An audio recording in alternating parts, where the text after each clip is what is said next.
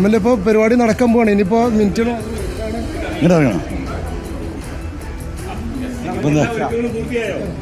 ആയി എന്നാണ് മനസ്സിലാക്കുന്നത്. പോയി നോക്കാം നമുക്ക്. അല്ല, നമ്മളങ്ങോട്ടല്ലേ പോകുന്നത്. കുഴപ്പമില്ല. വലിയ പ്രതികൂലമായ കാലാവസ്ഥ മഴയുടെ ചെറിയ പ്രശ്നങ്ങളുണ്ട്. പിന്നെ പോലീസ് ചില സ്ഥലങ്ങളിലൊക്കെ വാഹനങ്ങൾ തടഞ്ഞു നിർത്തിയ വിവരങ്ങളുണ്ട്. അപ്പോൾ മഞ്ചേരി പോകുമ്പോൾ തന്നെ നമുക്കറിയാം, ട്രാഫിക് നിയന്ത്രണത്തിൻ്റെ പേരിൽ കിലോമീറ്ററുകൾക്കപ്പുറം വാഹനങ്ങൾ തടഞ്ഞിടുകയാണ്.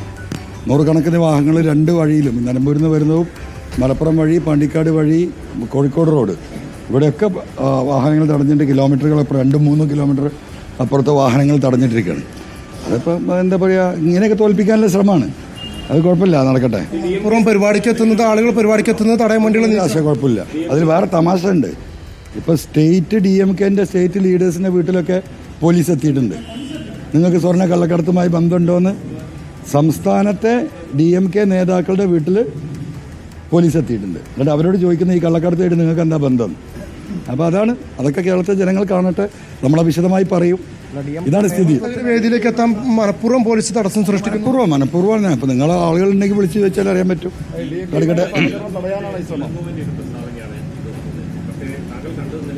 അത് വെയിറ്റ് ആൻഡ് സീ.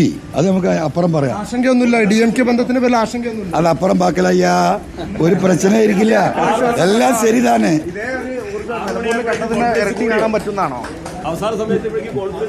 അല്ല, മുന്നാടിയെ കോൺഫറൻസിലേക്ക് ഇപ്പോഴും ഫ്രാൻസിലേക്ക് നാളെ തമിഴായി മാറിയോ? മൊത്തമായി തമിഴ് പേസിട്ട് ഇരിക്കും. തമിഴ് മറ്റുന്നാ ഇനി പേസും. തമിഴ് ബന്ധം ഉറപ്പിക്കാനായോ? എപ്പോഴേ ഉറപ്പിച്ചാച്ച്. എന്തായാലും